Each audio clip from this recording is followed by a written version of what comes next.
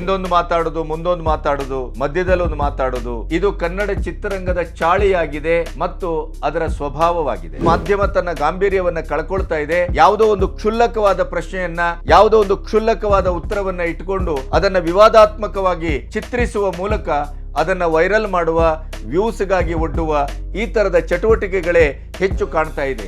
ಸುದೀಪ್ರನ್ನ ವಿರೋಧಿಸುವಾಗಲೂ ಕೂಡ ಎಲ್ಲೋ ಒಂದು ಕಡೆ ಗಾಢವಾದಂಥ ಪ್ರೀತಿಯ ನೆಲೆಯಿಂದಲೇ ಆ ವಿರೋಧ ಹೊರಡ್ತದೆಯೇ ಹೊರತು ವಿರೋಧಕ್ಕಾಗಿ ವಿರೋಧ ಹೊರಡಲಿಕ್ಕೆ ಸಾಧ್ಯವಿಲ್ಲ. ಯಾಕೆಂದ್ರೆ ಸುದೀಪ್ಗೆ ಇರುವಂತಹ ವ್ಯಕ್ತಿತ್ವವೇ ಅಂತ ಒಂದು ಚುಂಬಕದ ಮಟ್ಟದ್ದು. ಸುದೀಪ್ರಂತವರು ಬಹಳ ಸತ್ಯದ ನೆಲೆಯಲ್ಲಿ ಸಾತ್ವಿಕವಾಗಿ, ಅಷ್ಟೇ ಕರಾರುವಕ್ಕಾಗಿ ಸಾರ್ವಜನಿಕ ವೇದಿಕೆಯಿಂದ ಉತ್ತರ ಕೊಟ್ರೆ ನಿಮಗೆ ಯಾಕೆ ಉರಿ?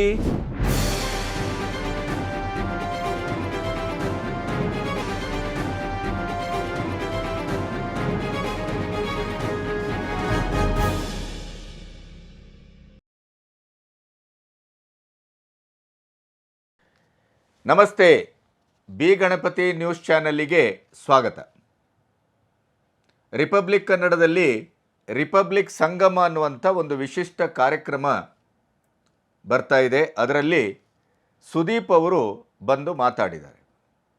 ಸುದೀಪ್ ಅವರು ಮಾತಾಡಿದಂಥ ಮಾತು ಇವತ್ತು ಅದು ವೈರಲ್ ಆಗ್ತಾ ಇದೆ. ಆ ಮಾತಿನ ಮೇಲೆ ಚರ್ಚೆ ಆಗ್ತಾ ಇದೆ. ಅದರ ಮೇಲೆ ಬಹಳಷ್ಟು ಕಮೆಂಟ್ಗಳು ಬರ್ತಾ ಇದೆ.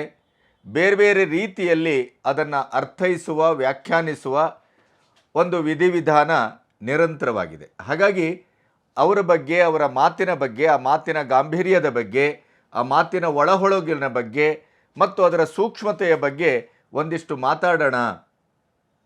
ಅದನ್ನು ಪರ್ಯಾಯವಾಗಿ DKಶಿ ಅವರ ವ್ಯಕ್ತಿತ್ವ ಮತ್ತು ರಾಜಕೀಯ ಸಮಯ ಸಂದರ್ಭಕ್ಕೆ ಅವರು ಹೇಗೆ ವರ್ತಿಸ್ತಾರೆ ಅನ್ನೋದನ್ನು ಕೂಡ ಪರ್ಯಾಯವಾಗಿ ನೋಡುವ ಒಂದು ಪ್ರಯತ್ನವನ್ನು ನಿಮ್ಮೆದುರು ಮಾಡೋಣ ಅಂತ ನಾನು ಕೂತಿದ್ದೇನೆ. ಇಲ್ಲಿಯವರೆಗೆ ನನ್ನ ಚಾನಲನ್ನು ಸಬ್ಸ್ಕ್ರೈಬ್ ಮಾಡದೇ ಇದ್ದರೆ ಸಬ್ಸ್ಕ್ರೈಬ್ ಮಾಡಿ ಮತ್ತು ಸ್ವತಂತ್ರ ಪತ್ರಿಕೋದ್ಯಮಕ್ಕೆ ಆರ್ಥಿಕವಾಗಿ, ಭಾವನಾತ್ಮಕವಾಗಿ ನೀವು ಜೊತೆಗಿರ್ತೀರಿ ಅನ್ನುವ ನಂಬಿಕೆ ನನ್ನದು. ಸುದೀಪ್ ಕನ್ನಡ ಚಿತ್ರರಂಗ ಕಂಡಂಥ ಒಬ್ಬ ಪ್ರಬುದ್ಧ ನಟ, ಮತ್ತು ಅಷ್ಟೇ ಸೂಕ್ಷ್ಮ ಸಂವೇದಿ ಇದ್ದಂಥ, ವೈಯಕ್ತಿಕವಾಗಿ ತನ್ನ ಜೀವನದಲ್ಲಿ ಒಂದಿಷ್ಟು ಮೌಲ್ಯಗಳನ್ನು ಮತ್ತು ನೇರವಾದ ನಡೆನುಡಿಯನ್ನು, ನಿಷ್ಠುರತೆಯನ್ನು, ಯಾವುದೇ ಮುಖಮುಲಾಜು ಇಲ್ಲದೇ ಯಾವುದೇ ವಿಷಯದ ಬಗ್ಗೂ ತನ್ನ ನಿಲುವನ್ನು ಪ್ರಕಟಿಸುವಂಥ ಒಂದು ಧೀಮಂತಿಕೆಯನ್ನು ಹೊತ್ತಿದ್ದಂಥ ವ್ಯಕ್ತಿತ್ವ ಯಾರಾದರೂ ಇದ್ದರೆ ಅದು ಕನ್ನಡದಲ್ಲಿ ಸುದೀಪ್. ಸುದೀಪ್ ಯಾವುದೇ ವಿಚಾರದಲ್ಲೂ ಕೂಡ ನಡುಗೋಡೆಯ ಮೇಲೆ ದೀಪ ಇಟ್ಟ ಹಾಗೆ ಮಾತಾಡೋದಿಲ್ಲ. ನೇರವಾಗಿ ಮಾತಾಡ್ತಾರೆ, ನೇರವಾಗಿ ಸವಾಲನ್ನು ಸ್ವೀಕರಿಸ್ತಾರೆ. ಆ ಸವಾಲಿಗೆ ತಕ್ಕಾದಂಥ ಪ್ರತಿ ಸವಾಲನ್ನು ಮತ್ತು ಪ್ರತಿಕ್ರಿಯಾತ್ಮಕವಾದಂಥ ನೆಲೆಯಲ್ಲಿ ತನ್ನ ಅಭಿವ್ಯಕ್ತಿಯನ್ನು ಅತ್ಯಂತ ನಿಚ್ಚಳವಾಗಿ, ನಿಖರವಾಗಿ, ನೇರವಾಗಿ ಅದನ್ನು ದಾಖಲಿಸ್ತಾರೆ. ಈ ಆರ್ ಕನ್ನಡದಲ್ಲಿ ಬಂದಂಥ ಈ ಕಾರ್ಯಕ್ರಮದಲ್ಲಿ ಅವರು ಮಾತಾಡಿದ ಕೆಲವು ವಿಷಯಗಳನ್ನು ಇಟ್ಟುಕೊಂಡು ಒಂದಿಷ್ಟು ನಾನು ಅದನ್ನು ಚರ್ಚೆಗೆ ಒಡ್ಡಬೇಕು ಅಂತ ಅಂದ್ಕೊಂಡಿದ್ದೇನೆ.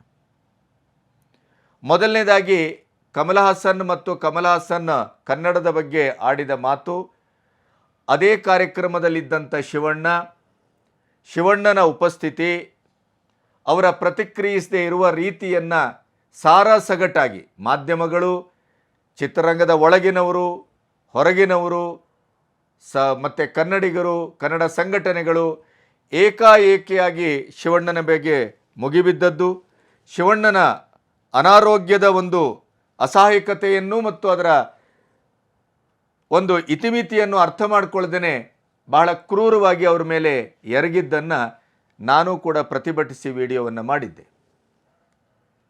ನಿನ್ನೆ ಸುದೀಪ್ ಅವರು ಅದನ್ನು ಬಹಳ ಸಮತೋಲನದ ನೆಲೆಯಲ್ಲಿ ಪ್ರಬುದ್ಧವಾಗಿ ಅದನ್ನು ಟ್ಯಾಕಲ್ ಮಾಡಿದರು ಅಂತ ನಾನು ಅಂದ್ಕೊಳ್ತೇನೆ. ಒಬ್ಬ ಸಹಕಲಾವಿದನಾಗಿ ಚಿತ್ರರಂಗದ ಒಂದು ಜವಾಬ್ದಾರಿಯುತವಾದಂಥ ಸ್ಥಾನ, ಒಂದು 4 ದಶಕದ ನಡೆ, ಸೋಲು ಗೆಲುವು, ವಾದ ವಿವಾದ ಎಲ್ಲವನ್ನ ಸಮಗ್ರವಾಗಿ ಕಂಡು 11 ಒಂದು ಸೀಸನ್ನಲ್ಲಿ ಬಿಗ್ ಬಾಸನ್ನು ಕನ್ನಡದಲ್ಲಿ ಈ ರೀತಿಯಲ್ಲಿ ನಡೆಸುವ ಒಂದು ಸಾಧ್ಯತೆಯನ್ನು ದಾಖಲಿಸಿದಂಥ ನಟ, ಕಲಾವಿದ ಮತ್ತು ಬೌದ್ಧಿಕವಾಗಿಯೂ ತನ್ನ ನೆಲೆಯನ್ನು ಬಹಳ ಗಟ್ಟಿಯಾಗಿ ಕಟ್ಟಿಕೊಂಡಂಥ ಒಬ್ಬ ವ್ಯಕ್ತಿತ್ವ ಇದ್ದರೆ ಅದು ಸುದೀಪ್. ಸುದೀಪ್ ನಿನ್ನೆ ನಮ್ಮೆಲ್ಲರ ಧ್ವನಿಗೆ ಪ್ರತಿಧ್ವನಿಯಾದರು ಅಂತ ಅಂದ್ಕೊಳ್ತೇನೆ. ಶಿವಣ್ಣನ ಉಪಸ್ಥಿತಿ, ಶಿವಣ್ಣನಿಂದ ನೀವು ನಿರೀಕ್ಷೆ ಮಾಡುವಂಥ ಒಂದು ಮಾತುಗಳು, ಅಲ್ಲಿಯ ಸರ್ಕಮ್ಟೆನ್ಸಸ್ಸು, ಅವರ ಆರೋಗ್ಯ ಅನಾರೋಗ್ಯದ ಪ್ರಶ್ನೆ, ಆಮೇಲೆ ಈ ಪ್ರಶ್ನೆಯನ್ನು ಹೇಗೆ ಭಾವಿಸಬೇಕು, ಹೇಗೆ ನಾವು ಅದನ್ನು ವಿಕೃತವಾಗಿ ಭಾವಿಸಿದೆವು, ಇವೆಲ್ಲವನ್ನು ಇಟ್ಕೊಂಡು ಬಹಳ ನೇರವಾಗಿ, ಬಹಳ ಸ್ಪಷ್ಟವಾಗಿ, ಸಕಾಲಿಕವಾಗಿ ಅದನ್ನು ಒಂದು ಬಿಂಬಿಸಿದರು ಮತ್ತು ತರ್ಕಿಸಿದರು ಅಂತ ನಾನು ಭಾವಿಸ್ತೇನೆ.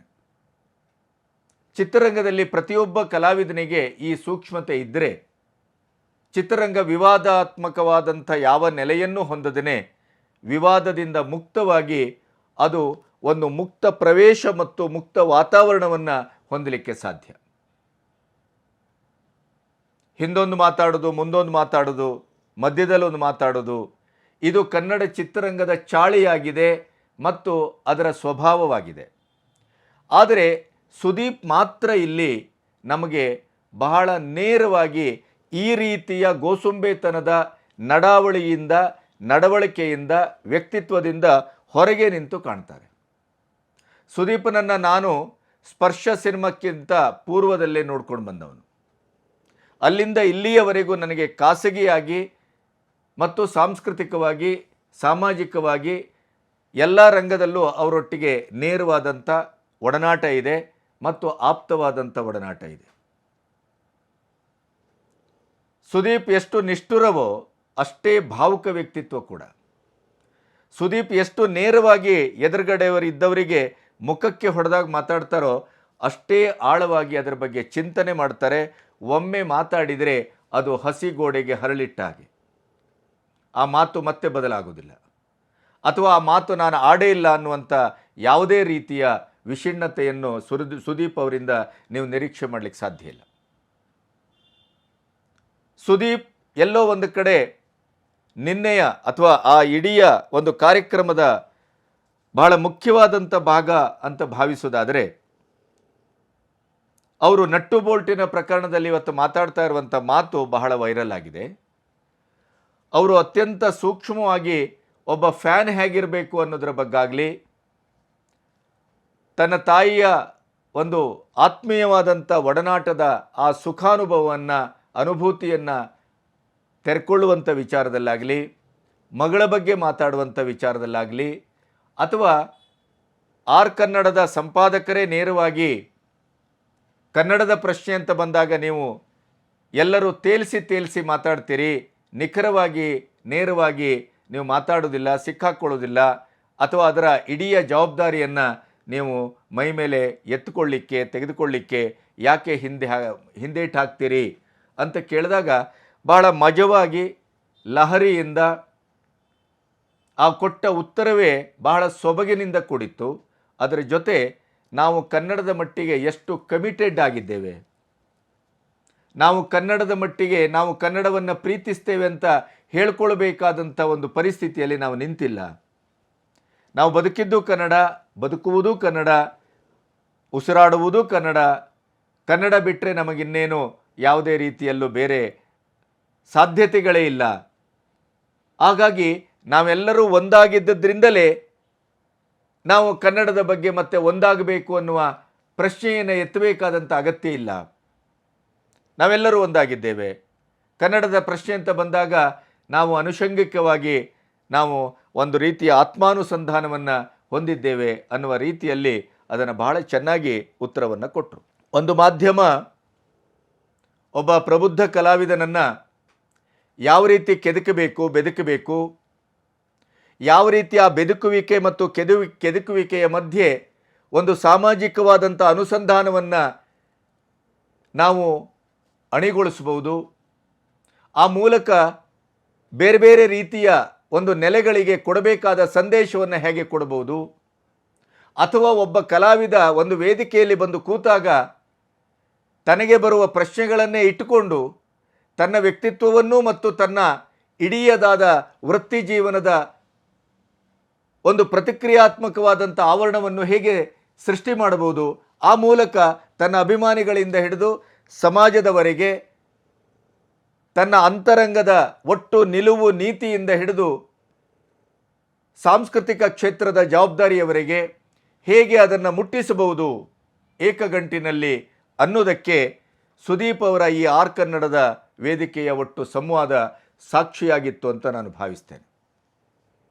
ನಾವೆಲ್ಲ ಆ ಥರದ ಒಂದು ಗಾಂಭೀರ್ಯವಾದ ಹಿನ್ನೆಲೆಯಿಂದ ಬಂದವರು.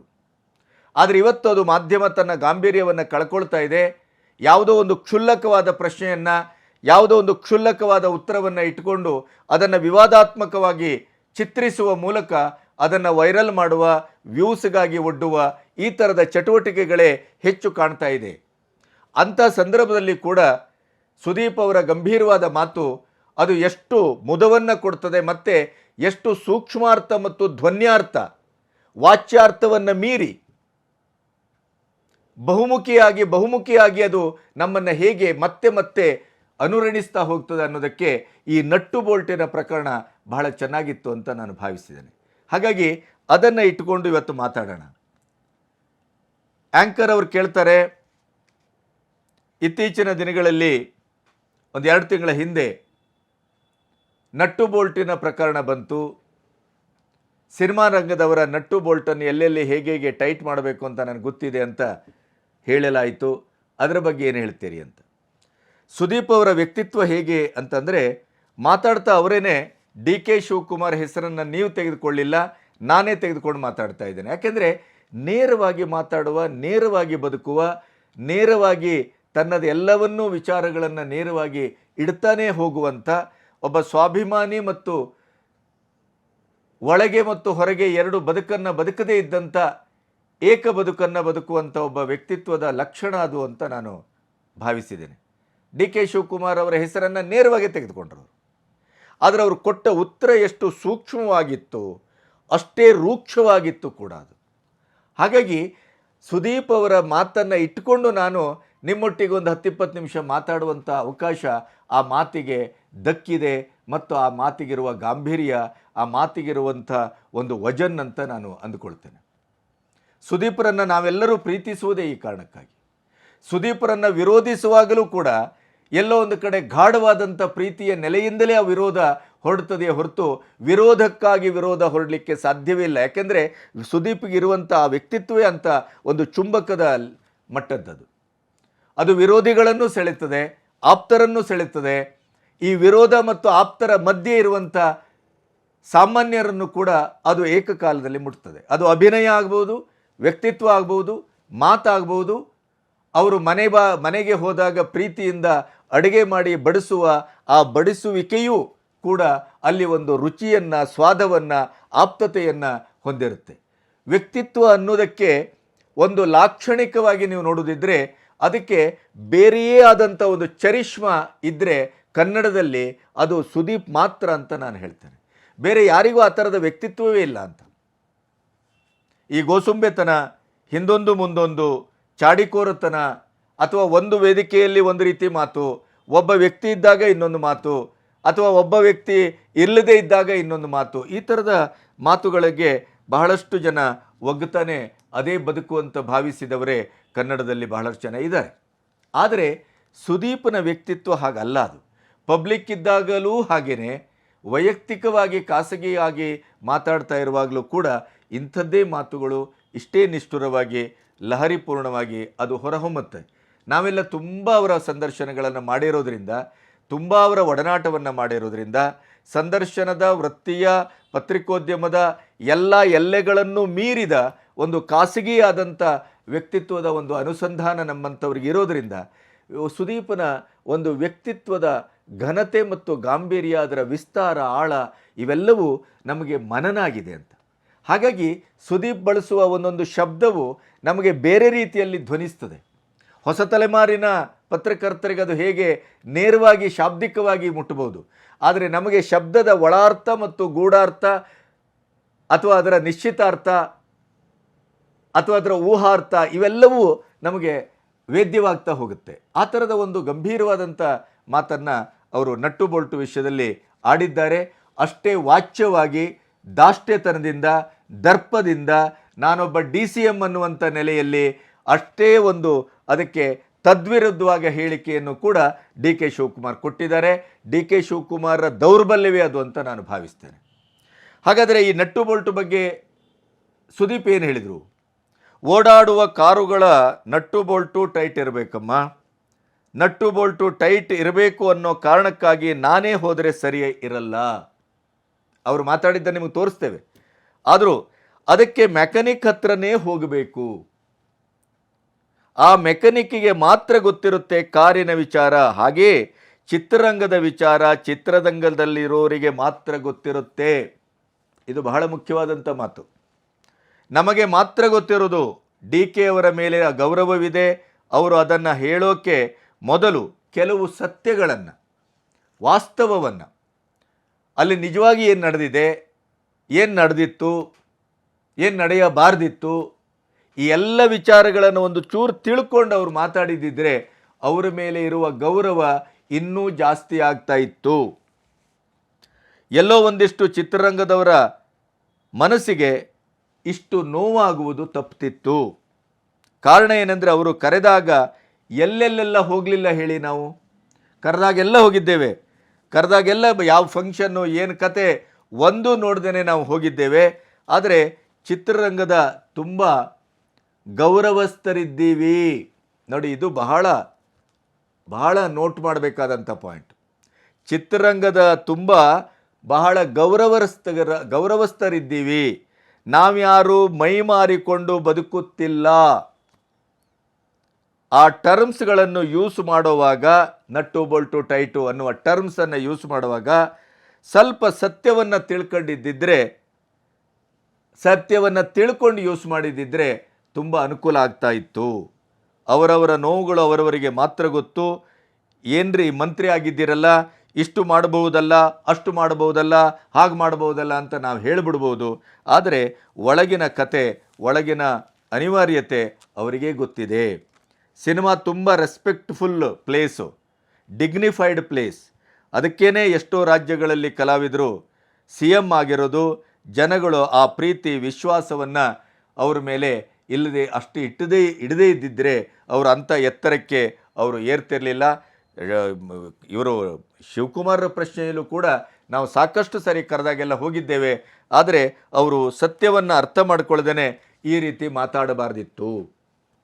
ಸುದೀಪ್ ಈ ಇಷ್ಟು ಮಾತುಗಳಲ್ಲಿ ಈಗ ನೀವು ಅದನ್ನು ವಿಜುವಲಿ ಕೂಡ ನಿಮಗೆ ತೋರಿಸ್ಬಿಡ್ತೇವೆ ನೋಡಿ. ಒಂದು ಪ್ರಶ್ನೆ ನಾನು ಕೇಳಲೇಬೇಕು ಅಂತಿರೋದು ತಲೆಯಲ್ಲಿ. ನಟ್ಟು ಬೋಲ್ಟು ಟೈಟ್ ಮಾಡಬೇಕು ಅನ್ನೋ ಹೇಳಿಕೆ ಬಂತು. ಸಿನಿಮಾ ರಂಗ ನಟ್ಟು ಬೋಲ್ಟು ಟೈಟ್ ಆಗೋ ಅವಶ್ಯಕತೆ ಇದೆಯಾ? ನಾವು ಓಡಾಡೋ ಕಾರ್ಗಳು ನಟ್ಟು ಬೋಲ್ಟು ಟೈಟೇ ಇರಬೇಕು. ಸೊ ಅದಕ್ಕೆ ನಟ್ಟು ಬೋಲ್ಟು ಕಾರಿಂದ ಟೈಟ್ ಇರಬೇಕು ಅನ್ನೋ ಒಂದು ಕಾರಣಕ್ಕೆ ನಾನು ಹೋದ್ರೆ ಸರಿ ಇರಲ್ಲ. ಅದು ಮೆಕ್ಯಾನಿಕ್ ಹತ್ರನೇ ಹೋಗ್ಬೇಕು. ಆ ಮೆಕ್ಯಾನಿಕ್ಗೆ ಮಾತ್ರ ಗೊತ್ತಿರುತ್ತೆ ಕಾರಿನ ವಿಚಾರ. ಹಾಗೆ ಚಿತ್ರರಂಗದ ವಿಚಾರ ಚಿತ್ರರಂಗದಲ್ಲಿರೋರಿಗೆ ಮಾತ್ರ ಗೊತ್ತಮ್ಮ. ನನಗೆ ಅವ್ರ ಮೇಲೆ ಬಹಳ ಗೌರವವಿದೆ. ಆದರೆ ಅವ್ರು ಅದನ್ನ ಹೇಳೋಕ್ಕಿಂತ ಮುಂಚೆ ಕೆಲವು ಸತ್ಯಗಳನ್ನು ಅರ್ಥ ಮಾಡಿಕೊಂಡು ಸತ್ಯಗಳ ಬಗ್ಗೆ ವಿಚಾರಿಸ್ಕೊಂಡು ಹೇಳಿದ್ದಿದ್ರೆ ನಾವು ಅವ್ರ ಮೇಲೆ ಇಡುವಂತ ಗೌರವ ಇನ್ನೂ ಜಾಸ್ತಿ ಆಗಿರ್ತಾ ಇತ್ತೆ ಹೊರತು ಎಲ್ಲೋ ಒಂಚೂರು ಚಿತ್ರರಂಗದಲ್ಲಿ ಎಷ್ಟೋ ಜನಗಳ ಮನಸ್ಸಿಗೆ ನೋವಾಗ್ತಾ ಇರಲಿಲ್ಲ. ಕಾರಣ ಏನಂದ್ರೆ ಅವ್ರು ಕರೆದಾಗೆಲ್ಲ ಹೋಗಿದ್ದೀವಿ, ಯಾವ ಕಾರ್ಯಕ್ರಮ ಕರೆದ್ರೂ ಹೋಗಿದ್ದೀವಿ, ಎಲ್ಲಾ ಕಡೆ ನಿಂತಿದ್ದೀವಿ. ಚಿತ್ರರಂಗದಲ್ಲಿ ತುಂಬಾ ಗೌರವಸ್ಥರಿದ್ದೇವಮ್ಮ. ನಾವ್ಯಾರು ಮೈ ಮಾರ್ಕೊಂಡು ಬಾಳ್ತಾ ಇರೋ ವ್ಯಕ್ತಿಗಳಲ್ಲ. ಸೊ ಆ ಟರ್ಮ್ಸ್ ಕೆಲವು ಯೂಸ್ ಮಾಡಬೇಕಾದ್ರೆ ಚೂರು ಸತ್ಯಾಂಶಗಳನ್ನ ಅರ್ಥ ಮಾಡ್ಕೊಳ್ಳಿ ಅಷ್ಟೇ. ನೋಡಿದ್ರಲ್ಲ ವೀಕ್ಷಕರೇ, ಸುದೀಪ್ ಒಂದು ಮಾತನ್ನು ಹೇಳಿದರು. ಭಾಳ ಡಿಗ್ನಿಫೈಡ್ ಆದಂಥ ಬದುಕನ್ನು ನಾವು ಬದುಕ್ತಾ ಇದ್ದೇವೆ, ರೆಸ್ಪೆಕ್ಟ್ಫುಲ್ ಆದಂಥ ಬದುಕನ್ನು ನಾವು ಬದುಕ್ತಾ ಇದ್ದೇವೆ. ನಾವು ಯಾರು ಮೈಯನ್ನು ಮಾರ್ಕೊಂಡು ಬದುಕ್ತಾ ಇಲ್ಲ. This is the point. ರಾಜಕಾರಣಿಗಳು ಮೈ ಮನಸ್ಸನ್ನು ಯಾವ ರೀತಿಯಲ್ಲಿ ಮಾರ್ಕೊಳ್ತಾ ಇದ್ದಾರೆ ಅನ್ನೋದನ್ನು, ರಾಜಕಾರಣಿಗಳು ಯಾವ ರೀತಿ ಮೈ ಮನಸ್ಸನ್ನು ಮಾರಿಕೊಂಡ ಹಿನ್ನೆಲೆಯಿಂದ ಬಂದಿದ್ದಾರೆ ಅನ್ನೋದನ್ನು, ಅಥವಾ ಇವತ್ತು ಯಾರು ಸಾವಿರ ಕೋಟಿಯ ಒಡೆಯನಾಗಿ ಇವತ್ತು ಸಮಾಜಕ್ಕೆ ಸಂಸ್ಕೃತಿಗೆ ಬುದ್ಧಿ ಹೇಳುವಂಥ ಅಥವಾ ತನ್ನ ಇಡೀ ಜನಾಂಗಕ್ಕೆ ಒಬ್ಬ ನೇತಾರನಾಗಿ ನಿಂತಿದ್ದಾರೆ ಅಂತಾದರೆ ಅವರು ಯಾವ್ಯಾವ ರೀತಿಯ ಮಾರಿಕೊಳ್ಳುವಿಕೆಯಿಂದ ಬಂದಿದ್ದಾರೆ. ಇದನ್ನ ಸುದೀಪನ ಮಾತು ಬಹಳ ಸೂಚ್ಯವಾಗಿ ಹೇಳಿದೆ ಅಂತ ನಾನು ಭಾವಿಸ್ತೇನೆ. ಡಿ ಕೆ ಶಿ ಅವರ ಮೇಲೆ ಯಾವುದೇ ಆರೋಪವನ್ನು ಅಥವಾ ಯಾವುದೇ ಪ್ರತ್ಯಾಘಾತವನ್ನು ಮಾಡಿಲ್ಲ. ಸೂಕ್ಷ್ಮವಾಗಿ ಹೇಳಿದರು, ನಾವು ಮಾನ ಮರ್ಯಾದೆ ಇದ್ದವರು, ಮಾನ ಬಿಟ್ಟವರಲ್ಲ, ರೆಸ್ಪೆಕ್ಟ್ ಬಿಟ್ಟವರಲ್ಲ, ಡಿಗ್ನಿಫೈಡ್ ಆಗಿ ಬದುಕ್ತಾ ಇದ್ದೇವೆ.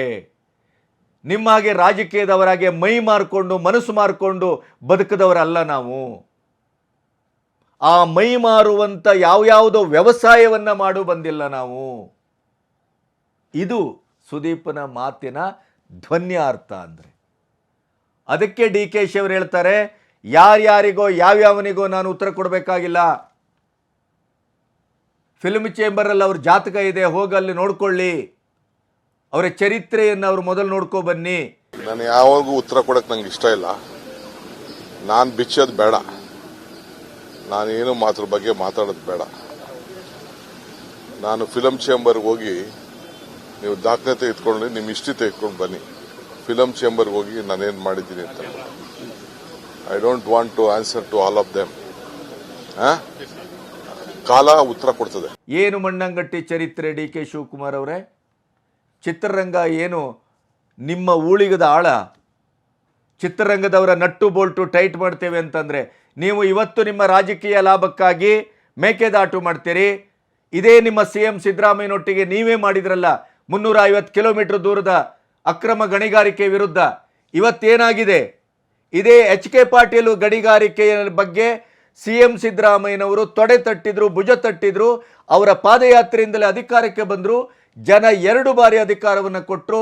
ಅಕ್ರಮ ಗಣಿಗಾರಿಕೆಯ 92% ನಿಜವಾದ ಅಕ್ರಮ ಗಣಿಗಾರಿಕೆ ಮಾಡುವಂಥ ಸಮಾಜ ವಿರೋಧಿಗಳು, ಸರ್ಕಾರದ ವಿರೋಧಿಗಳು 1,50,000 ಕೋಟಿಯನ್ನು ನುಂಗಿ ಹಾಕಿದಂಥ ಕಳ್ಳರನ್ನ ಹೊರಗಡೆ ಮೇಲಿಕ್ಕೆ ಬಿಟ್ಟಿದ್ದಾರಲ್ಲ ಸಿದ್ದರಾಮಯ್ಯನವರೇ, ಯಾಕೆ ಅಂತ ಕೇಳಿದರು. ಅವರ ನಟ್ಟು ಬೋಲ್ಟು ಯಾಕೆ KPCC ಅಧ್ಯಕ್ಷರಾಗಿ ಉಪಮುಖ್ಯಮಂತ್ರಿಯಾಗಿ ನೀವು ಟೈಟ್ ಮಾಡ್ತಾ ಇಲ್ಲ?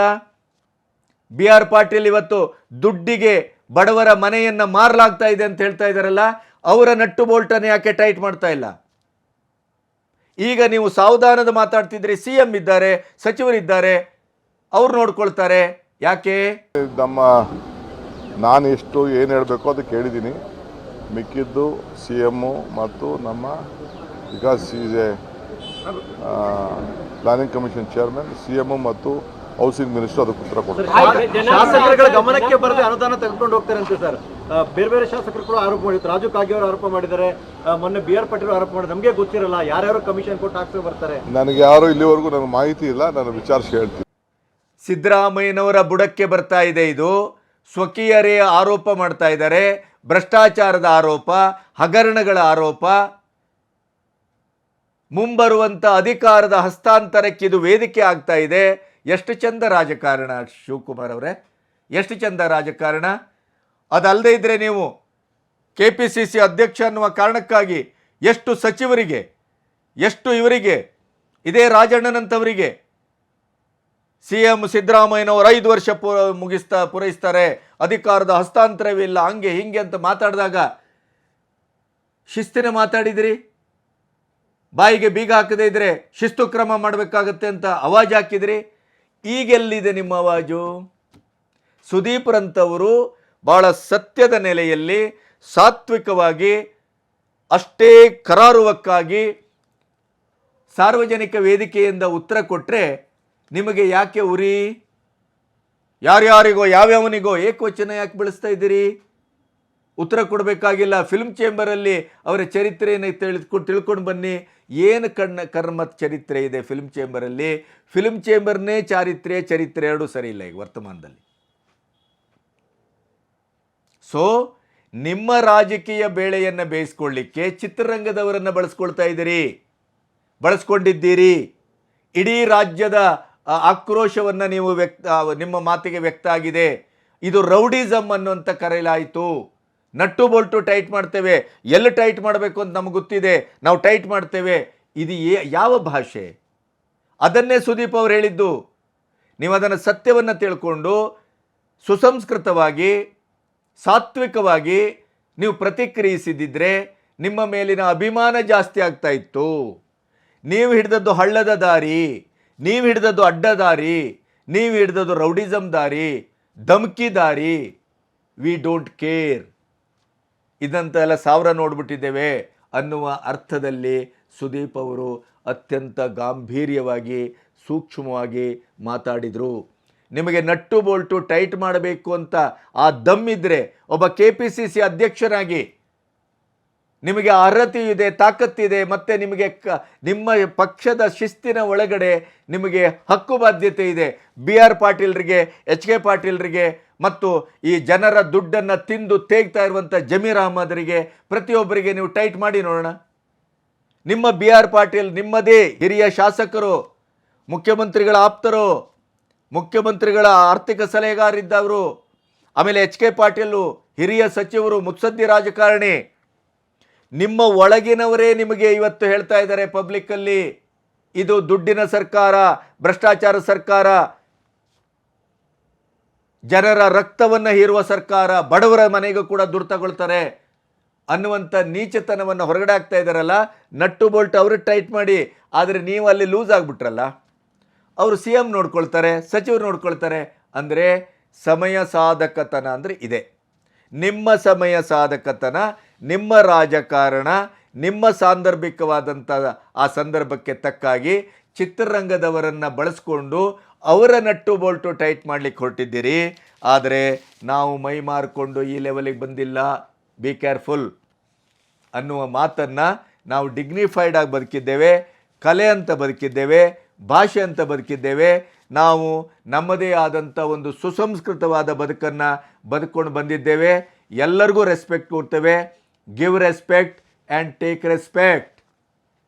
ನೀವು ನಮ್ಮನ್ನು ಗೌರವಿಸಿದರೆ ನಾವು ನಿಮ್ಮನ್ನು ಗೌರವಿಸ್ತೇವೆ, ಇಲ್ಲದೇ ಇದ್ದರೆ ನೋ ಅನ್ನುವಂಥ ಮಾತನ್ನು ಸುದೀಪ್ ಬಹುಶಃ ನಟ್ಟು ಬೋಲ್ಟಿನ ಇಡೀ ಪ್ರಕರಣಕ್ಕೆ ಸುದೀಪ್ ಒಂದು ಸಮಾರೋಪದ ಮಾತನಾಡಿದ್ರು.